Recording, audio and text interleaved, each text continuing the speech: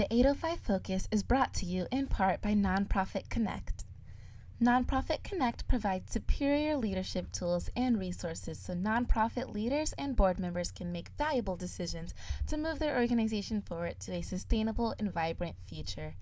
More information on services online at nonprofitconnect.org.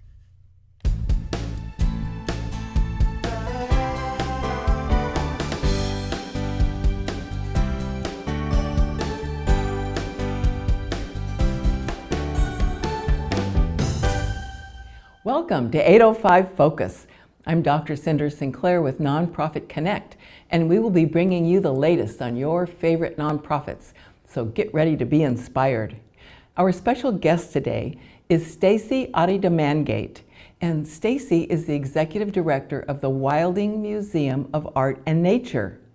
Welcome, Stacey. Thank you. Thank you so much for having me here.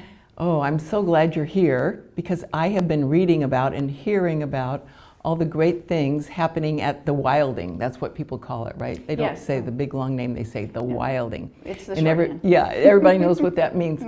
So why don't you just tell us a little bit about what you're up to these days? Sure. I might start with the past. That's okay. We were actually founded in '97 by Patty Jackamane, an artist, right here in Santa Barbara.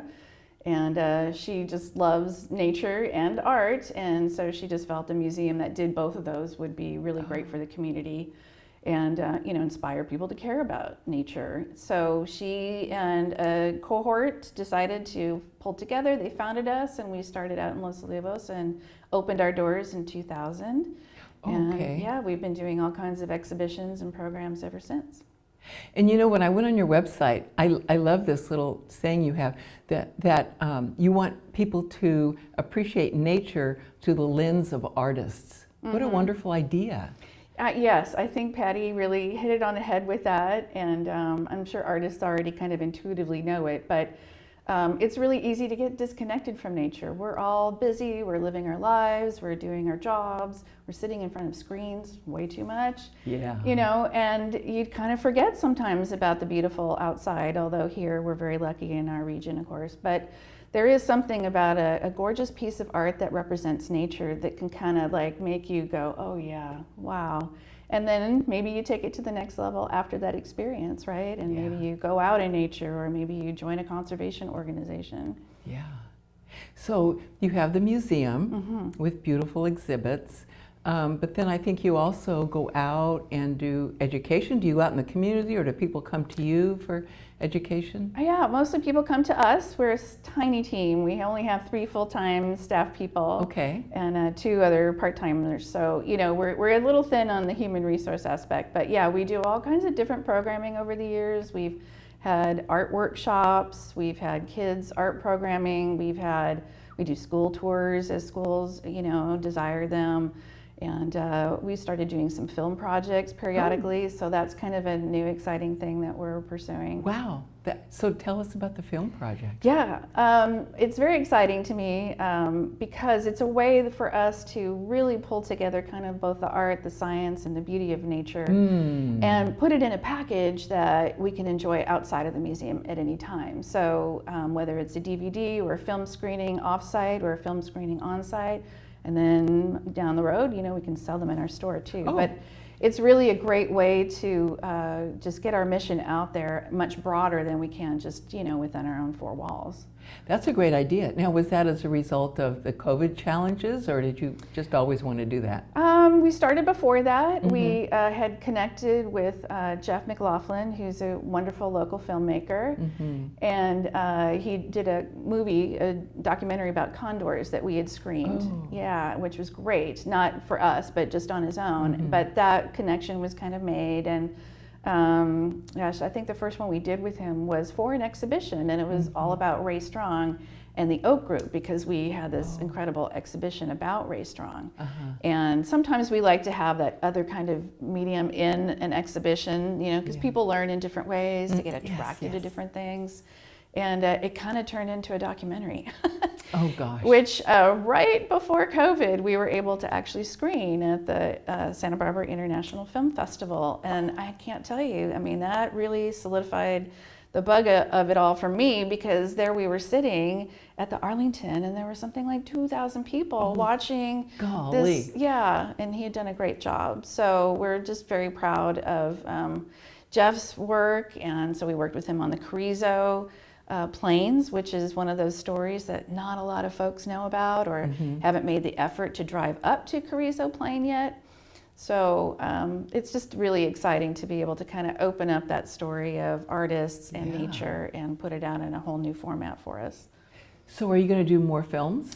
We are. We actually did a short one just this past 6 months or so, and it's about 10 minutes, and it's all about valley oak trees, meaning Quercus lobata, so a very specific kind of oak tree, and it's the one that's iconic throughout our area and actually a little beyond our area. It's the big, wonderful oak trees with all those gnarled, curled branches, and they lose their leaves in the winter, so they're kind of easy to identify, and they're just amazing. And we have a mural in the museum on the second floor, and it's that's what it is. It's that oak tree, and it's a whole habitat of creatures around it, because to us it represents a whole ecosystem. And how important is that? So John Iwerks did that for us. We commissioned that, but we wanted, again, you know, like a different kind of approach to teaching people about why these trees are amazing and why they're so important locally to us. So we created a short one. And now we want to make it a full-length documentary. So we're kind of right now at the stage of trying to figure out what that budget would be to expand it and turn it into, you know, maybe a 45-minute documentary. That is a really great idea, to sort of expand your reach. Exactly, and it's a great investment because it also lasts so long and can be shown in different formats and be seen hopefully by lots of people. I mean, someday I had this dream that, you know, PBS local in California would show one of our documentaries. That would be amazing. Yeah. So I would imagine that you folks collaborate a lot there. Maybe you want to talk about collaboration a bit. Oh, yeah, absolutely. It's actually, collaboration is built into our vision statement for our organization.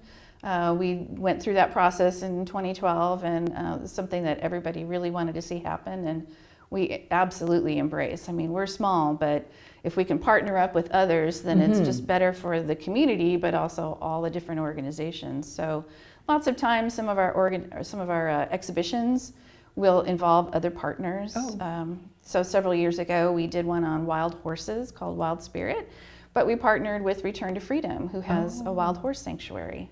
So they were able to bring, you know, different kinds of information and resources to the table, and then we were able to give them some visibility for the great work that they do. That's great. Yeah. And then COVID hits. Let's talk about that. Yeah, because talk about collaboration. It really brought all of us museum directors in the area together, because we were all, I'm not going to say floundering, but kind of, because it was a whole new world. It was changing every week. Sometimes it felt like every day. And we're all like, what's happening? What do we do? What are you doing? What about this grant? What about this loan? What's, you know, what do we do? So we started having weekly video calls. Yeah, and that was super helpful, and it was also quite a morale booster. So it was so wonderful to get to really know each other in all of our different kinds of institutions. And then from that came an idea for a collaborative project, which is coming to fruition this summer. Oh, nice. So you definitely made some lemonade out of those lemons. We did. We absolutely did. And everybody, it's just neat what they can contribute, because we all have either different skill sets or different missions slightly, but we're all just so supportive of each other individually, and then each other organizations as well. It's great. Yeah. So supporting each other, learning from each other. Absolutely. How many museums would you say are part of this collaboration? Well, that's a good question. I don't know the full count, but we're probably about 20. And then recently our video calls have expanded to be more Central Coast. So there's now some Ventura and I think San Luis Obispo County organizations that also are getting involved in terms of helping each other and keeping each other informed. But I do want to mention that a specific project that came out of the recent Zoom calls was that we decided to focus on climate change this year. which is something that has, I think, become a fact that no one can ignore, and we're experiencing, you know, effects right around us, never mind seeing news about things around the world. So in the end, 13 Santa Barbara County institutions came together to create kind of the Santa Barbara County Environmental Alliance of Museums. And so this year we're going to focus on climate change, and we're calling that effort Impact, the urgency, or the climate change and the urgency of now. Oh. So we'll all be doing different kinds of exhibitions and programs to help people to focus on that, give people hope, give people ideas for, you know, what can we do as individuals or communities to, you know, hopefully make a positive impact on, you know, a serious issue. That is a wonderful outcome, really, from a pretty big challenge. Yes, yes. It's exciting to be able to pull together, make something concrete really happen for the community. And then the hope is maybe we do something every couple of years together. So we'll see where that goes. That is wonderful. You know, I've heard so many great stories of nonprofits pivoting, that's a new word, right? In the midst of these challenges from the virus, and so. Yeah. Yeah, so good for you. Yeah, thank you. On behalf of all of us. Yeah. You know, and speaking of pivoting, I mean, and other things with COVID, I mean, some of the good things is, you know, we had to learn about Zoom. We had to learn how to record lectures, how to share them. But for us at the Wildling, we got really busy with that right away. And we had a good time, actually. I mean, it was a little bit of a challenge. My assistant director, Lauren Sharp, had to really rally, and she did amazingly, and we just made stuff happen. So it was kind of fun. Like, I actually kind of enjoy that part of pivoting is kind of fun. Yeah, well, good for you. And so now you've got some talents that you didn't have before. Yes. Or people with talents or know-how. Yep, exactly. New equipment in some cases, you know, that we had to buy. We have iPads now because you can film with iPads. And we have our own YouTube channel where a lot of our stuff goes, so that can always be checked out. Yeah. You guys are making it happen.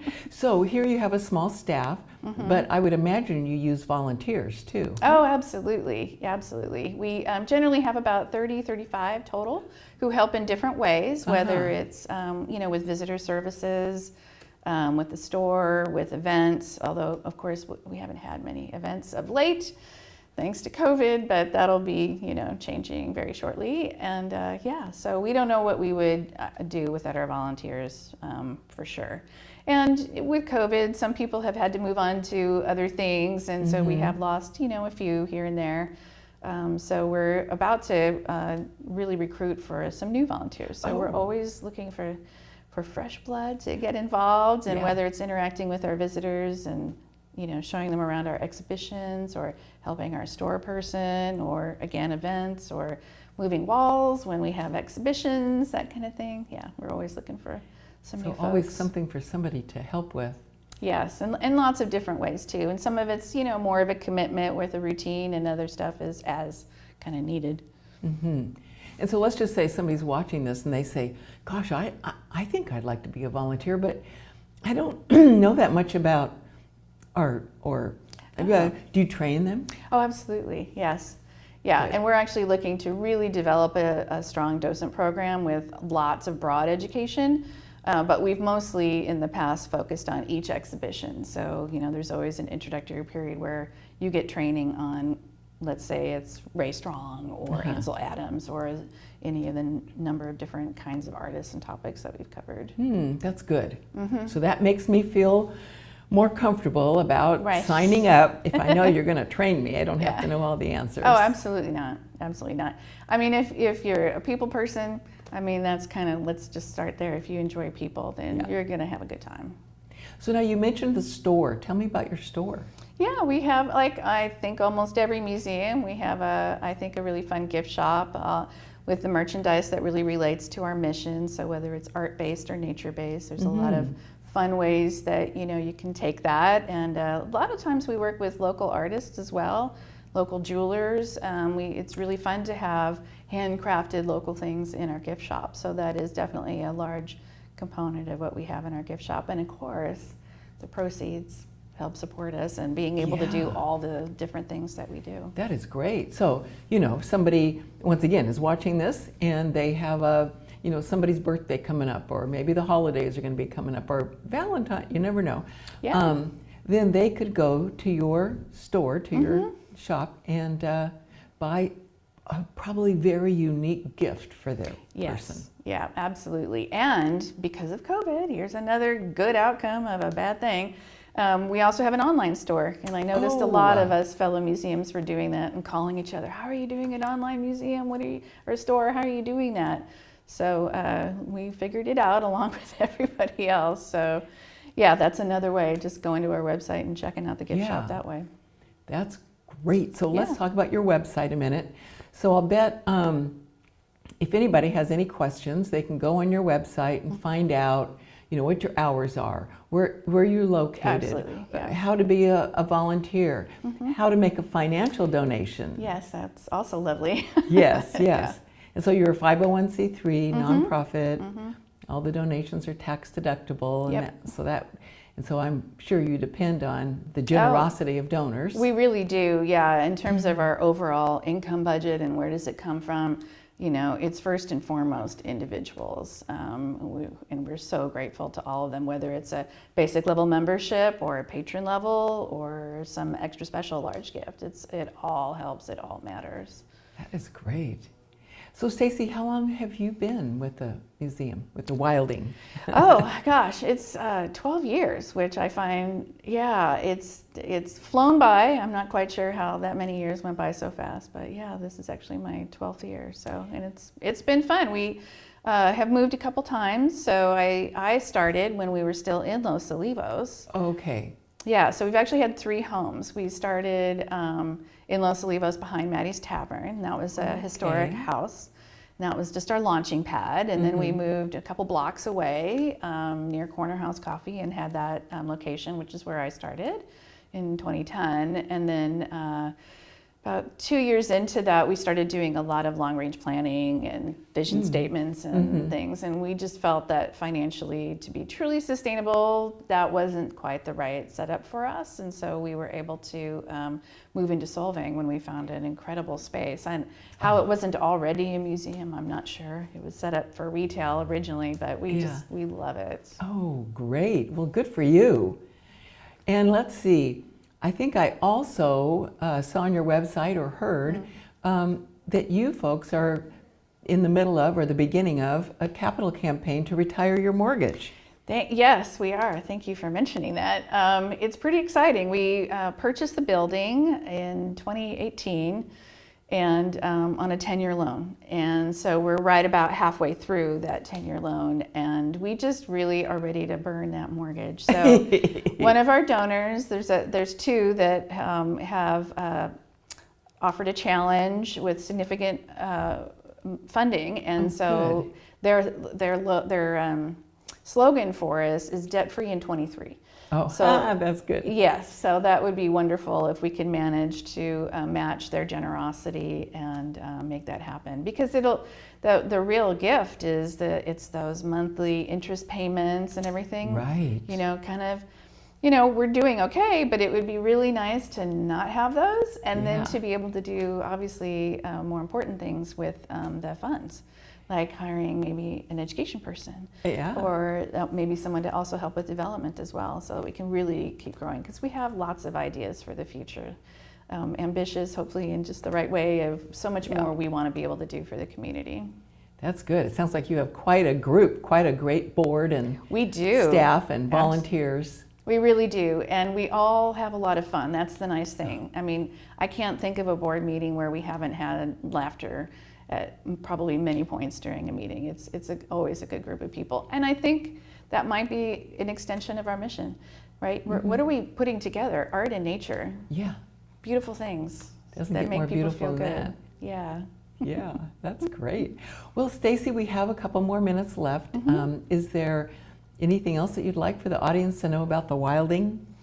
Oh, one other new exhibition thing that we're getting into. Yeah, let me talk about that. So If you don't know our building, we on the corner of it, we actually have a tower, a round tower. Oh. And so again, COVID, we have it, and there's big windows into this tower on the sidewalk on the street level. So the visibility into that space is really amazing. So a local artist, Holly Harmon, who's also on our board, turned that into an amazing exhibition installation space and something that could be viewed from the outside as well as being experienced from the inside. So she created this thing called the Nature of Clouds with clouds that she made that had LED lights that changed color and plants and kokedama balls. That, oh my gosh. I mean, it was incredible.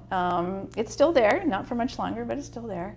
But it really gave us the idea of turning it into an installation space and reaching out to artists for ideas, for new things, so that every year it would become like a totally different kind of immersive kind of installation space. So we're very excited about that and starting to talk to artists for this year, and then we'll maybe turn it also into an artist in residency concept in the long run. So that is a great idea. I think it would be great. And I think it'd be great for the Valley too, specifically to have something like that, you know, up there.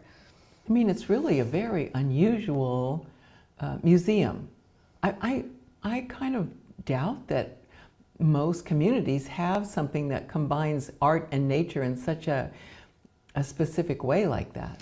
Yeah, I would say it's pretty rare.